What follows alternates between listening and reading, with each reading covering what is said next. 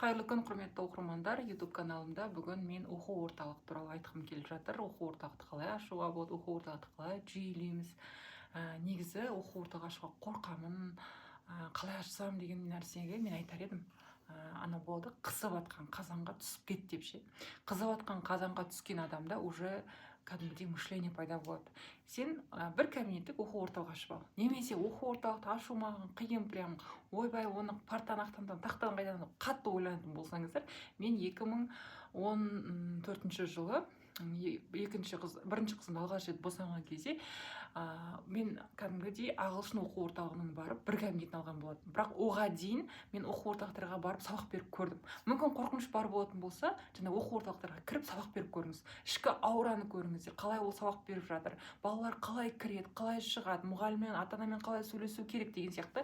Может, сол энергияны сезініп көру керексіздер. Өйткені қорқынышты адам жасап көрген кезде ғана сезеді. Жасап көрген кезде ғана қорқыныш сейіледі. Мен осыны айтқым келеді, егерде енді қалай бастасам, не істесем екен деп ойланып жүргендер, просто сондай бір оқу орталығына кіріп кетіңіздер де 3 ай 4 ай жұмыс жасап көріңіздер.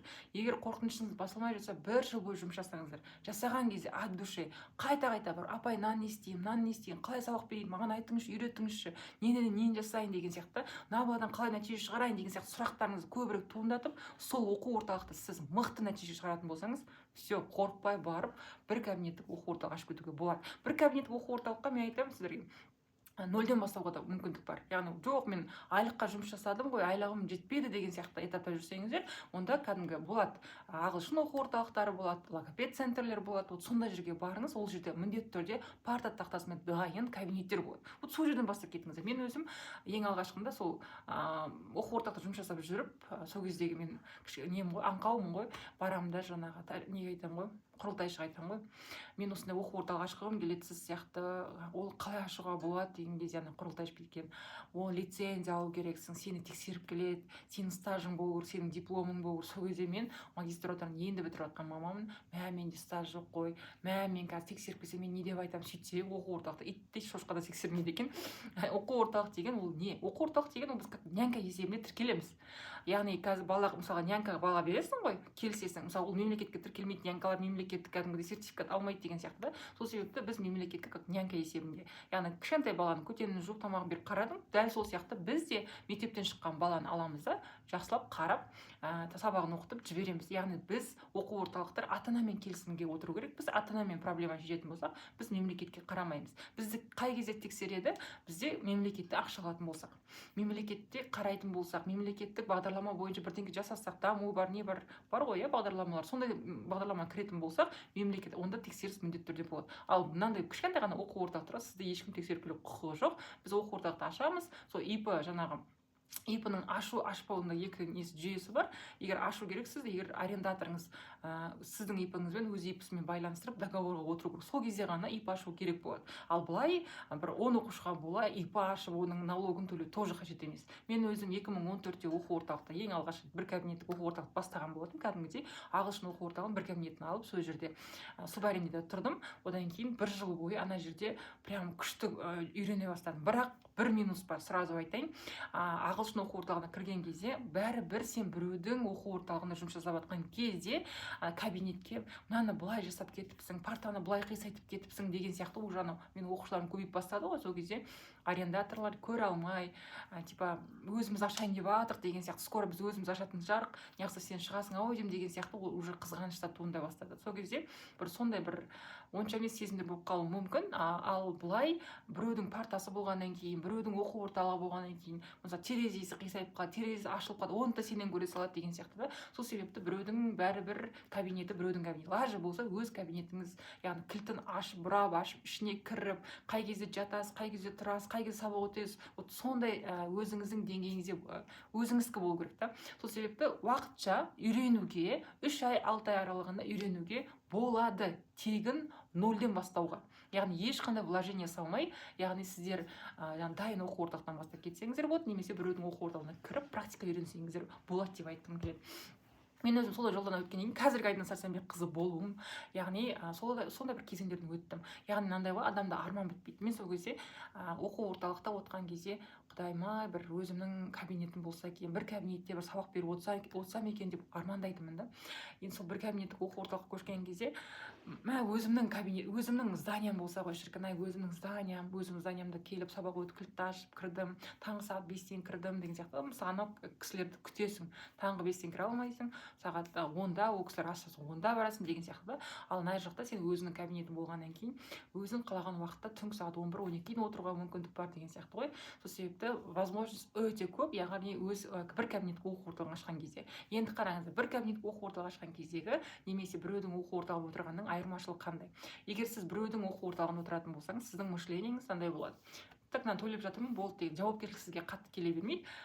50 мың теңге бір арендасын төлеп қоясыз, отыра бересіз. Ал когда сізге өзіңіздің оқу орталығыңызды ашқан кезде сіздің мышлениеңіз былай болады. Неге? Себебі сіз уже балаларды толтыра бастайсыз. Сізде неше түрлі идея келе бастайды. Так, кешкі сағат 7-тен 9-ға дейін мынандай балаларды қабылдайын деген сияқты. Сенбі жексенбі так бос болып қалды менің оқу орталығым. Сенбі жексенбі күндері мен шахмат ашып қояйын деген сияқты адамның мышлениясы, мен айта алмаймын, кәдімгідей сіздерде идея пайда болады да. Сол себепті оқу орталығын ашып кетіңіздер.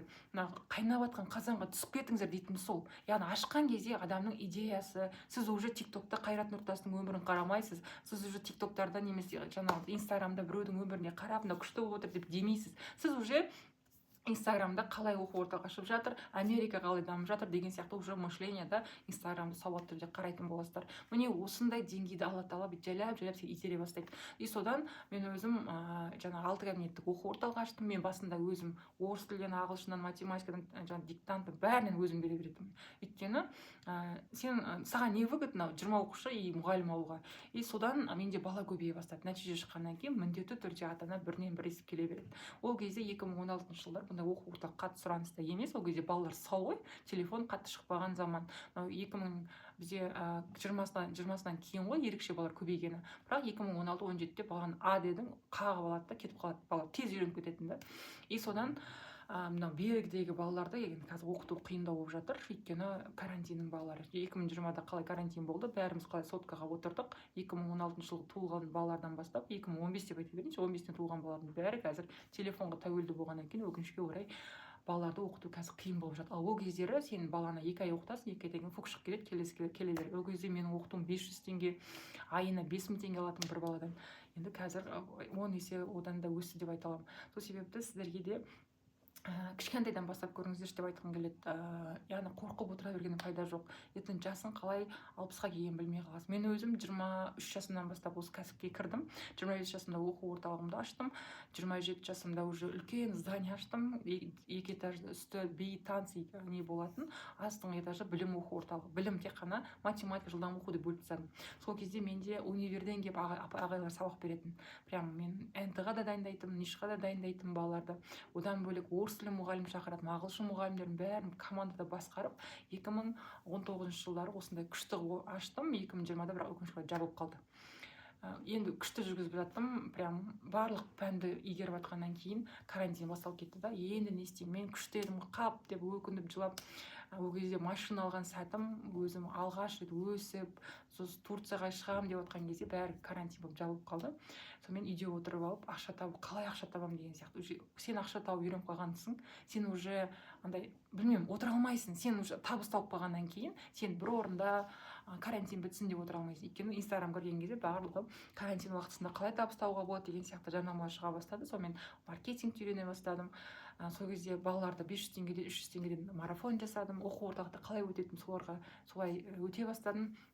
И сол кезде карантиннің маған бір плюсы кітап жазып бастадым. Яғни балаларға бүйтіп есеп жазамын ше, толтыр. Ол кезде мен математика негізі жылдам оқудан 1-2 методикам болатын, бірақ математика қатты терең берілетін, өйткені өзім математиканы нишқа ктл-ға дайындайтынмын.